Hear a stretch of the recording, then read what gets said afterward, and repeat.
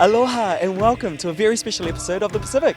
We're here in Honolulu, Hawaii for the 13th Festival of Pacific Arts, here with all the people, nations, territories to celebrate our culture, our history and of course the arts. Yes, we're here on location at Kuloa Point. The sun is shining, it feels beautiful against my skin, and it's all for a very special piece of content that we'll be bringing to you later on in the year. Now, earlier we got to see the Wa'a Waka or Waka ceremony right here, and here's some of the highlights. It's so important for us because union, the triangle, the Micronesia, the Melanesia, is a union of the Polynesian cultural. We are once, only one.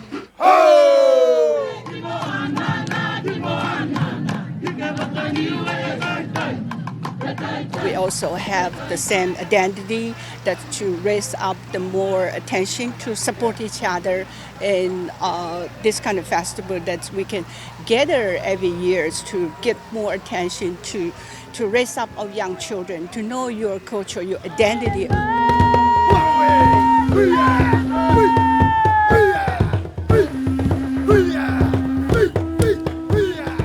The fact that we're gathering just to share our indigenous culture, our language, our art forms is such a beautiful reason to gather. And it's a wonderful time to connect to one another and reopen those lanes of navigation and remember our connections to each other. Mm-hmm. So this is a adze blade. We call it gatsai. This is the world builder. This is the one tool that every Pacific nation has in common. This is among our many connections and similarities. The Festival of Pacific Arts is probably the only time in the world where we can truly focus back on culture. You know, we go through life doing what we need to do to get ahead, but every 4 years we need to stop. And we need to stop and take stock of where we are with our language, where we are with our cultural heritage, and where we are with our dance even. You know, and that's why it's important for us to continue to support the Festival of Arts. So that's a little taste and a little teaser of what we've got coming up a little bit later on in the year, and so much more from Festpac. That's right, but this episode we've got so many other great stories to share with you. First up, lots of us have family members or friends that we know of who are proud members of the rainbow community. And despite the acceptance in some Pacific spaces, many Pacific trans women still face severe discrimination. Here's JP Tupua with the story. In the Western world, they have the term LGBTQI+ to recognise rainbow communities. But in the Pacific, we have the acronym MVP-FF+, meaning mahu, wakasalewalewa, palopa, whaafafine, akavaine, whakawhiwhine, and whakaleiti o leiti.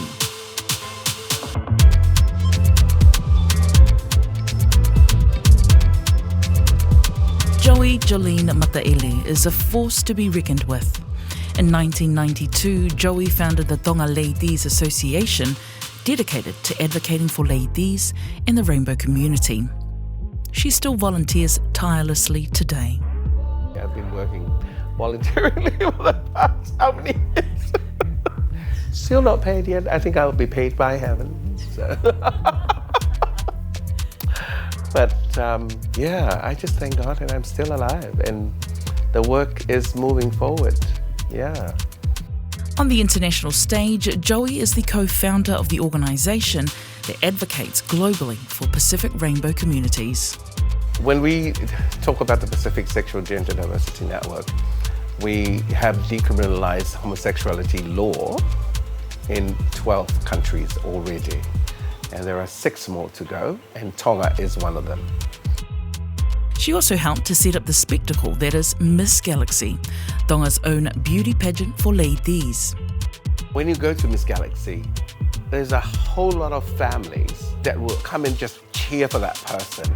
Even though he won't or she won't become the winner, but they don't care.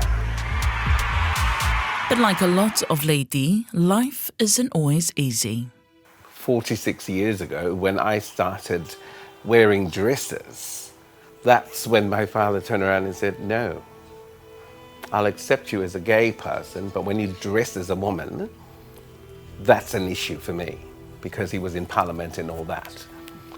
Joey delves deeper into her childhood in the highly acclaimed 2018 film Ladies in Waiting. One of my eldest brothers put a rope on my neck and pull it to try and get me to speak in a man's voice. It got to the point that I almost took my life away. All this time we've been wanting to tell our stories, but we don't have the expertise, we don't have the resources. The film went on to win multiple international awards and screened at over 50 film festivals. Even with all the film's success and recognition for her advocacy campaigns, Joey admits there's still a lot of work to be done in Tonga.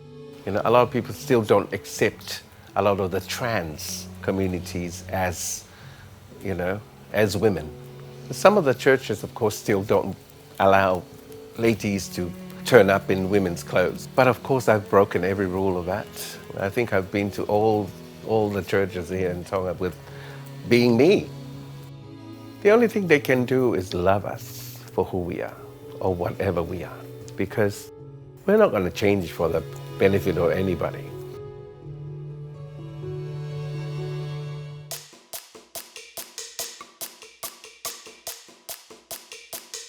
So my name is Rhonda, and I hail from the Beautiful Islands of Palau group. The LGBT terminology and labeling is still a very foreign concept. It's very alien. But you mentioned Vaksananda, immediately people who are Itoke can identify and relate to who that means. Through her work with the Trans Affirmative Action Guide and Pacific Sexual and Gender Diversity Network in Fiji, Ratu fights every day for the human rights of MVP FAF peoples. Although organisations like this exist in the region, violence towards gender diverse people is still worrying. The victim was admitted at the Lautoka hospital after being allegedly assaulted by some youths in Ba. In April, Esther, also known as Setariki Ravoto, was allegedly murdered outside her home here in Lautoka. According to witnesses, the 19-year-old was beaten by a group of men and a woman, but the post-mortem report said her death was due to epilepsy. This brutal attack is a stark reminder there is still a lot of work to be done. This is an experience that I know that a lot of young people go through. The conflict of maybe I should just exit the world because I don't fit into societal expectations. Maybe I don't fit into what my parents wanted me to be. But if there's a message Ratu would like to leave with Pacific families, it's this. Know first and foremost that every child is born different anyway. Love your children. That's the most important thing.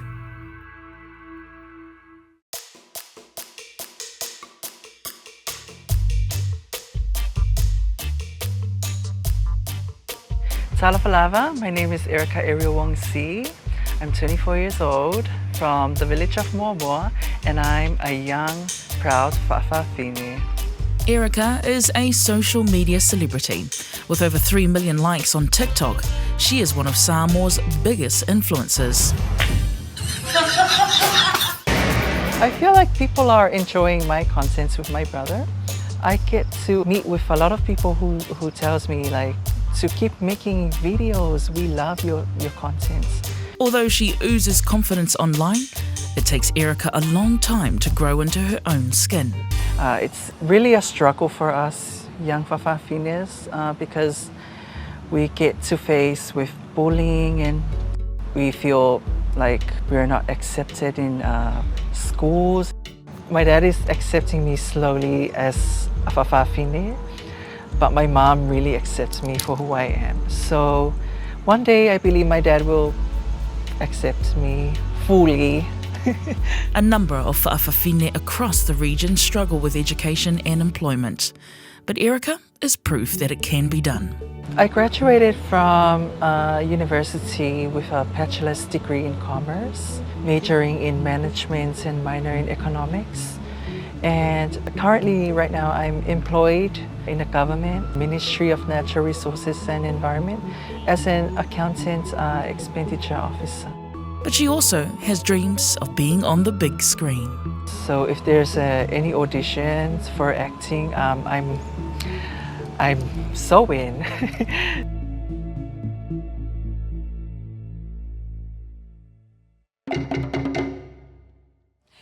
Like Siona's Wedding and Three Wise Cousins before, Red, White and Brass was one of those little Pacific films that absolutely slayed at the Kiwi box office. I also want to add that I worked on that film as well. Just check the credits.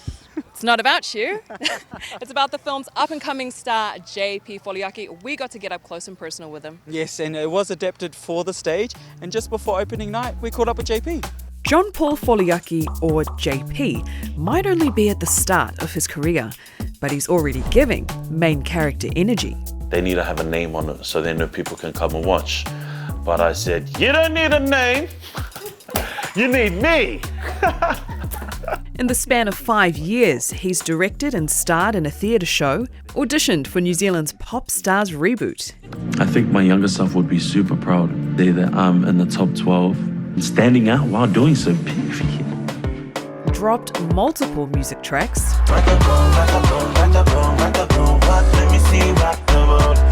and garnered a handful of acting roles. But it's his stint as Maka in the 2023 film Red, White and Brass that's brought him the most acclaim. Everyone's about to meet Maka. They're going to get blown away. Like this afro. But this creative jack of all trades is actually the black sheep of his scholarly family. I'm fortunate enough to come from a family where both my parents went to university. My grandfather was a doctor as well. My grandmother was a nurse. My father's siblings went to university. So, I'm really lucky. It was never something of like, are you going to go to university? It was always, what are you going to study? I think, like a lot of Pacifica parents, they know what they know, and what they do know is that education is the way forward. After graduating from law school in 2019, JP went from uni to the hallowed halls of PwC. The people were actually really cool, but the work, I wasn't really connecting with it, and I really wanted to be back out there in the community. I think making that decision was a tough one, especially with, like a lot of people have family expectations, and my family didn't push me full force in that direction, but they were, I guess, like, okay, what are you doing? You studied a law degree and now you want to go and sing and dance. So we pull up to the bar, and then she sat playing an old guitar. I was on this buzz of like wanting to try new things. And I was like, oh, maybe, I'll just try this acting thing. Maka, what have you done to my house? Surprise, my man! We're gonna show our pride to the world. Set in 2011, Red, White and Brass sees JP play Tongan superfan Maka, who will try anything to see his favourite team in action. The City Council is putting together some entertainment with the Rugby World Cup. There's still a way we can get tickets. We've got a marching band and we could perform at the game. Ignore my son, he's an idiot. It was surreal bringing the story to life. I think you couldn't really ask for a better debut. I can't believe that we're actually getting to film something about life that we're so familiar with, That's like, what do you mean I can jump on the roof and wave my flag? I've been doing that, And then just the little nuances about being Tongan that you can't write in the script, the little like the healers and the what? Even the fans and like things like that, that only we can talk to and that we can do without having to be told. I was nervous about coming off the back of Red, White and Brass, that I was only going to be able to play characters like that. Whānau Ma, we have a new student, and her name is Lisa. Yeah, Inky was an opportunity for me to challenge myself and just really see how far I can push myself, and also see if I could pass as a 17-year-old high school student. Playing the arrogant First 15 captain Mose, who's dared to date Whakaleiti, or transgender student Lisa, Inky Pinky Ponky centres on Lisa's experience navigating a Catholic high school and a conservative household. There's a lot of homophobia, transphobia out there. There's always been a third gender, always been whalaitis and whawhawhinis in our culture, and if we're about decolonising and reclaiming our culture, then we do it in its full capacity, And especially in terms of Pacific storytelling, it makes our stories that much more richer. And it's fine to debate and have different views and things like that, but at the end of the day, it comes down to authentic storytelling and just how we treat each other, as humans, regardless of what ethnicity or sexual orientation or whatever our beliefs might be. This year is proving to be another fruitful one for JP. Red, White and Brass will make its theatre debut for film fans to relive that Tongan māwhana.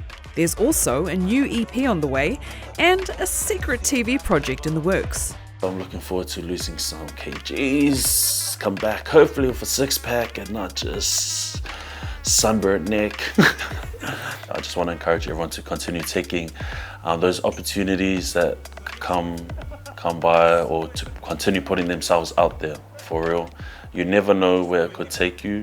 If anyone has any more funding out there, fund me please, because the self-funding thing, it's a hard game. Vava'u! Why, Kiki? Why you gotta hurt me so bad, Kiki? Why you got me down on my knees? Why, Kiki? Oh, what a show off. What a show off. But you know what? We do love some Ian Thongi. And on that note, speaking of Pacific artists, who are some of your favourites? Oh, that's a tricky one. I gotta say, I'm new here from right here in Hawaii, but also you can't go past the man himself, Mr. George Vaikoso, aka Fiji. And you? Number one. You know I love me some Maradna. But recently I've been checking out this brand new artist by the name of Ju Ben. This brother's from Fiji. He raps in his native language and he's not afraid to tackle those taboo topics. Well, it's funny that you say that because Ju Ben is in this brand new documentary that we're going to be showing you a little sneak peek of very, very soon. But he won the Pacific Break Music Competition, and this piece is directed by ABC Pacific's Ezra Ozcool, premiering on ABC Pacific on June 22nd.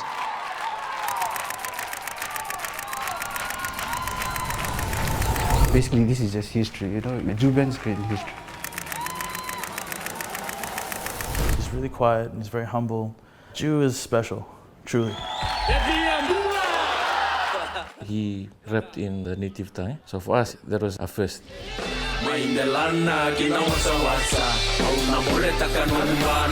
Pretty much is the voice of the youth. He's already changed the game for Fijian music, and where he's about to take it, I know is going to be only more massive. Mbula, my name is Ju Ben, and I'm an artist from Fiji, and I'm the winner of Pacific Break 2023.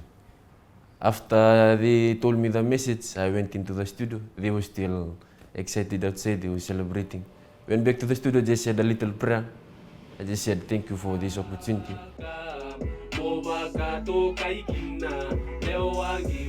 The Pacific Break competition is the largest unsigned music discovery competition of its kind. Obviously, the Pacific region has so many different talented musicians, it's impossible to keep track of everyone who's releasing music. And often if you're a developing artist, you don't have the channels like many established artists would. So the Pacific Break competition gives artists from right throughout the region that confidence boost in their own artistry to let them know that people outside in the mainstream are watching. Ju Ben was an instant standout.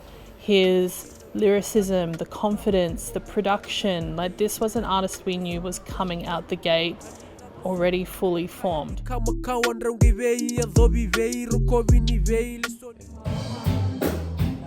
Some of the issues that he talks about in his music are sort of like taboo subjects, or if not, aren't really spoken about a lot. Things like suicide and mental health, poverty, and things like broken families and the situation and things that happen in those units.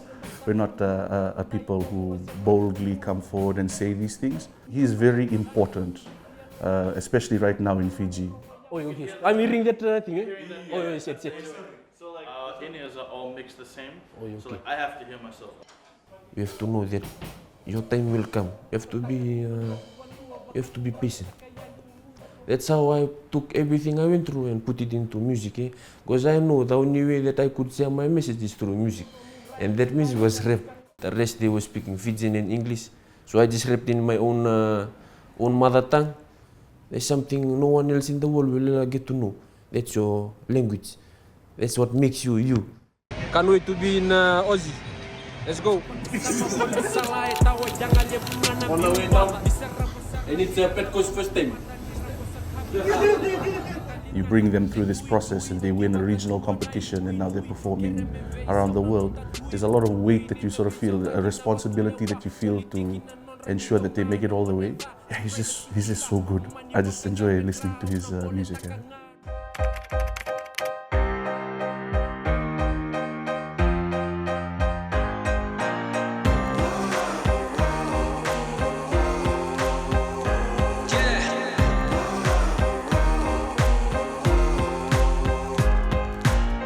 As we're wandering past, we got to run into JP. Yeah, it's so exciting. Adelaide's such a small town, you know? Yeah. So now that they're coming out, like, Yeah. you know, it's one time thing, you know, we get to come and see them. They're definitely gonna bring the house down. They're gonna show you what beach is all about for real.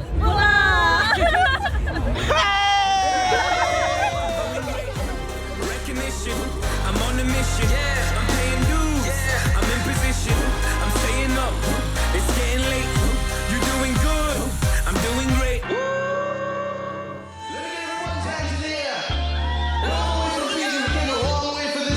Six, seven, nine, baby. Yang baki mo yang baki ni meisau. Sesanga taki korawa di sembau. Tosona seko di kena ini di. Sesanga lai te wiriki. Semamai, kali semamai. Benda tu semada. Semamai, kali semamai. Esamai gongai. Rapula takatuna. I love my mom so much. I told her, Mom, always be proud of me because I'm gonna make it one day. I told my mom I was gonna come to Stella. She said this is a work of God because she's a religious woman. She always talk about God every time. She tell me, let's God's work. It's your blessing. And she cried. She told me she loved me. She said, I knew you were something. I knew you wouldn't let me down. Sini jangan yung kamatalingan tu Raposa tu, wakasarang arala ko tu Mobo sota tunga Eno bakang bauta Unilenga taka Nakanta laku durung matuna weisinga Mobo sota tunga Pacific Break 2024 is coming back. There's a special launch event happening June 29th in Fiji. It'll feature some past winners of Pacific Break, including Danielle, JP himself, and one special guest, me. Oh, here we go. Look, but in all seriousness, I'm only going to be there for MC duties, but Pacific Break is such an important platform to profile upcoming Pacific artists. That's right. So if you're a band, a recording artist, or a producer, record that music, send it on through. This could be a life-changing event. So if you want more details, check out ABC Pacific socials. And speaking of life-changing, you know what's been life-changing for me? Island desserts. Oh my God, you know, but that's life-changing on the waistline. But I gotta admit, I do love me some Cook Island donuts. Well, I was lucky enough to meet our Samoan Australian baker based in Melbourne. Her name's Ruby Tupua, and she introduced me to these rich island flavors of cake. Check this out.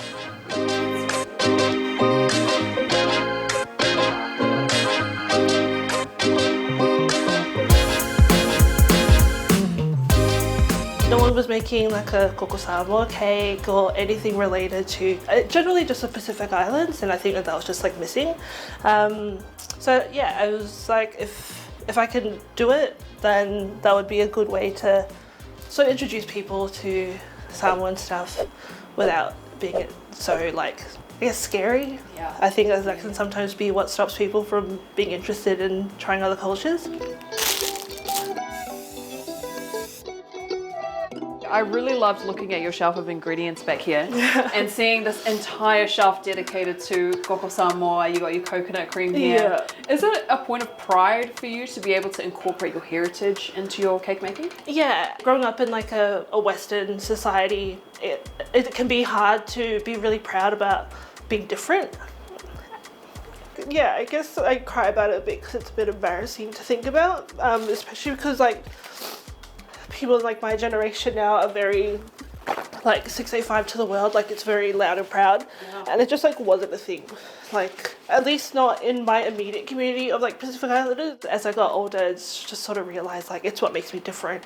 Yeah. Like helps me stand out type of thing, and yeah, like I'm just really proud to be For sure. Yeah, like the culture's really rich, the food's really good, like what is there not to be proud of? Yeah. All like in the pressure.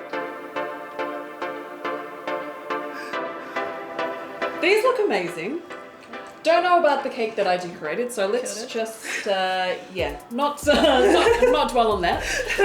But talk to me about the flavors of these different cakes. So this one is my Bifala flavor. So it's just a vanilla bean cake with a like the Bifala, the pineapple pie filling. So it's like a custard with pineapple in it. Wow, that pineapple like really jumps out at you. That's yum. I'll be back in 1 second, just gonna grab something. Oh my gosh! Oh my gosh, that is insane! A little something I prepared earlier. Okay, there's a line. Had to do it. Holy moly! I'm floored. You know, I feel a little bit bad eating cake on camera in front of all these people who are going to be watching, because I'm sorry I can't share this with you. Having flashbacks of palm trees and being in the islands, the warm, humid air, being yelled at by my grandma. Nah, kidding. And the flavor of this cake? So this one here is the sasalapa cake. So it's a coconut cake with coconut and a soursop swirled cheesecake. When I think of an idea or I think of a flavor combination that'll work, I'll try it once and then I'll feed it to my family. And honestly, if they say it's good, then I'm just going to trust that it's good. Did you speak to someone about my flavor preferences? Because it's pretty accurate. You read my mind. Yeah. Oh my gosh, that is incredible, guys. Get a look at that. All right, that's all we have time for. Thank you so much for joining us. But as I mentioned earlier, be sure to check out our special piece of content from the Festival of Pacific Arts later on in the year. But until then, we're going on a little break. That's right. We're a little bit sad about it, but we have been so honoured to bring you your stories from the region, haven't we, Johns? Yes, and we will be back this coming September with more stories, more of you, of course. And so we can't wait to join you back soon. That's right. It's been an incredible honour bringing you all these incredible stories from our region. Vinaka and mahalo from Honolulu. Ka kite.